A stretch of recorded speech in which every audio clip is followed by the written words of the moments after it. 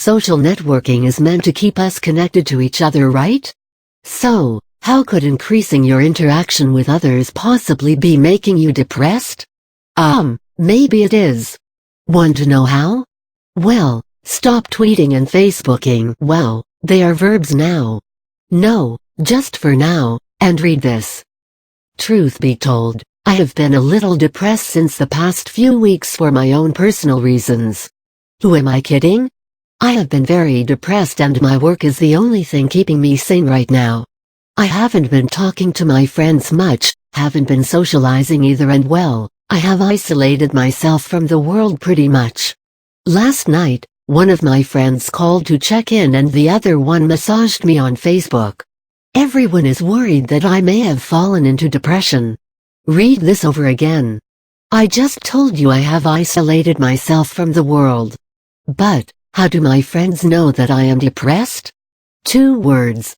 Social networking. You are right. I didn't forget to update my status and let everyone know I'm going through the lowest phase of my life. Been down the same road? We all have. Then, my friend suggested that I stop putting up such updates or deactivate my account for a while. She thinks that Facebook is adding on to my depression. What smart friends the Almighty Lord has blessed me with. That is not sarcastic. Signs of Facebook depression. Pardon me, but this is what psychologists are calling it, the Facebook depression. Studies suggest that there is a new kind of depression on the block and you can blame your social networking accounts for it. Though, I'd say blame yourself for spending too much time on them and updating your statuses all the time. Anyway, it's not an actual medical disorder, it is sort of social psychological disorder that more and more people are suffering from. Personally, I believe they call it the Facebook depression because Facebook happens to be the most widely used social networking site. But, it's about each and every social networking site that you log onto. To be politically correct, it is technology-induced disappointment. The signs of a Facebook depression are that your psychology as well as your feelings become vulnerable to the posts you view on your homepage. Did you know? About 70% American teenagers have a Facebook account, of which more than half check it daily, making them even more vulnerable to this phenomenon. Also, children aged between 8 to 18 years are exposed to more than 7 hours of daily technological usage in the form of cell phones and internet, as found out in a study. Your teenager could easily become a victim of online bullying and/or sexual solicitation.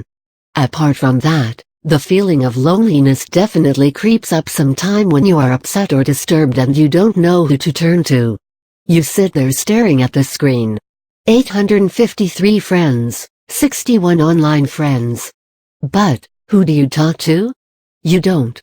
Then, all you do feel is the existence of absolutely nobody you can pour your heart out to. Tell me if that doesn't make you feel depressed. And then, your pretty friend uploads a picture of herself with her new boyfriend looking deeply into her eyes while you have been single since months. Now you have to tell me, is social networking causing depression? Does it not make you think about the things lacking in your life? That is what I am talking about. In fact, we all have a tendency of judging others' magnitude of happiness by the pictures they post. Smiling, with friends, on a vacation or a new buy. Do you know? It is said that happiness is overrated.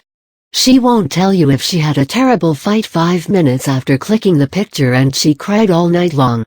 A lot of us don't like to announce to the world that we are sad, while a lot of others just can't resist doing that. Hint, me. A survey conducted among about 200 students concluded that if you have more than 117 friends, you are more likely to be a victim of social networking causing depression than those who have less than 95 friends of whom they know each one personally, quite well. Once, another friend updated her status that read, instead of asking, "What's on your mind?" Facebook should change it to problem of the day. Now. Whoops. I mean, hilarious. But, true. How does social networking cause depression? Everybody has so much to share. You spend so much time browsing through your social networking accounts. So, You obviously get less FaceTime with your friends and more virtual time with almost everyone who is online on your friend list.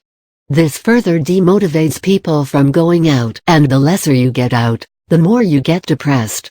After all, man is a social animal. We need to meet people in order to stay in touch and be a real part of the society.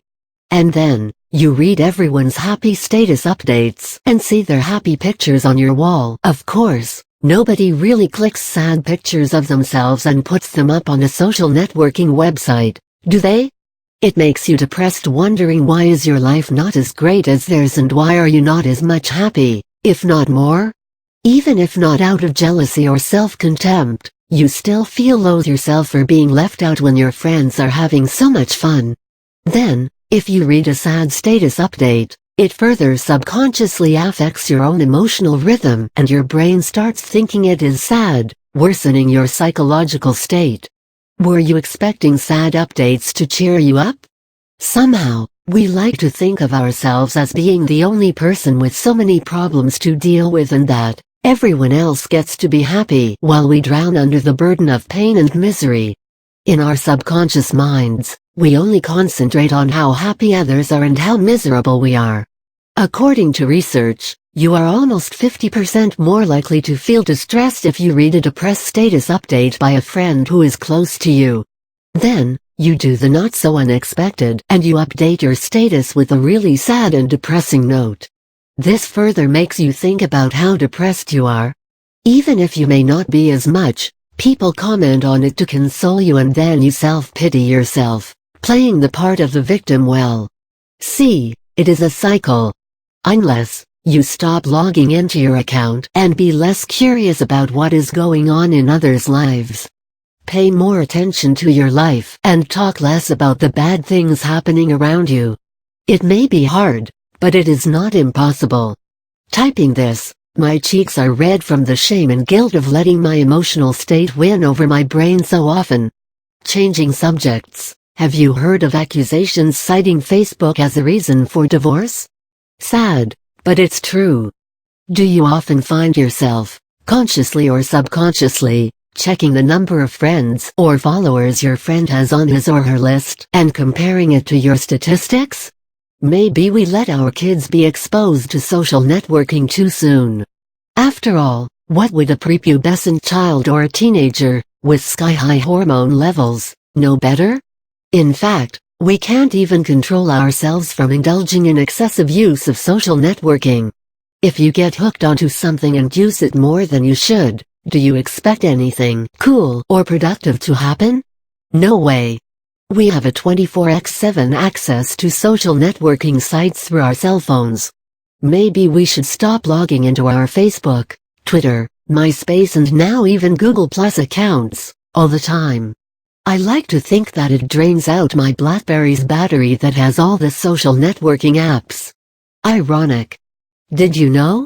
Farmville, once the most popular gaming application on the social networking site, Facebook, has been named by the Time magazine as one of the 50 worst inventions, for being one of the top reasons of debts in American households.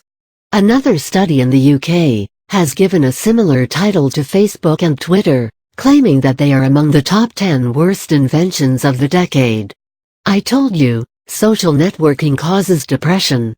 Don't bury your head in the sand. Let's face it. We spend so much time on social networking sites because we like procrastinating or totally avoiding chores like taking care of the to-do list, dealing with our problems such as weight issues, unemployment issues, relationship issues, and so many other things. Once you log out, all your pending and unaddressed issues come right at you staring in your face. And then, you fall deeper into your depression. In fact, most of us use social networking sites like a tool to tune out the real world, because it is so much easier being online when you don't really have to face people and you can ignore chatting with someone even if you are online. I am not saying that social networking sites are the bad guys, because so many of us have been helped by them in our businesses to grow or to reconnect with long-lost friends or be in sync with people around us. We just don't know it when we have had enough of our dose of online socializing in a day. Perhaps it is the FOMO syndrome, the feeling of missing out, that is keeping us from deleting our social networking accounts. We think we are socializing more with people, but we are actually spending lesser time talking to our friends and family or meeting them. I wonder if we have become more dramatic since the advent of social networking that lets us express our thoughts freely and publicly. We all love being in the limelight, even if we don't admit it. If you don't have a lot of friends or followers as compared to your peers, you start taking that as an indicator of your social life and judge yourself thinking people don't like you as much. If you have a lot of friends but people don't interact much with you online, you think they are avoiding you. Or maybe it is an ex's new post or photos with someone new. What does that do for you? It causes depression. Time to edit your list, huh? The most startling Google suggestions that I have ever read are: okay, wait. Right now, go on Google and type Facebook causing or is Facebook making you? Read the suggestions and roll on floor laughing. I did. Laugh out loud. Are rehab centers now going to offer treatments for social networking depression? Ha. Ha. Okay, I am just going to shut up now. On an ending note, what you think or feel is what you manifest around you. Asterisk asterisk asterisk. Please note, we in no way suggest that any specific social networking site is causing depression among people. If you may have perceived so, it is purely unintended.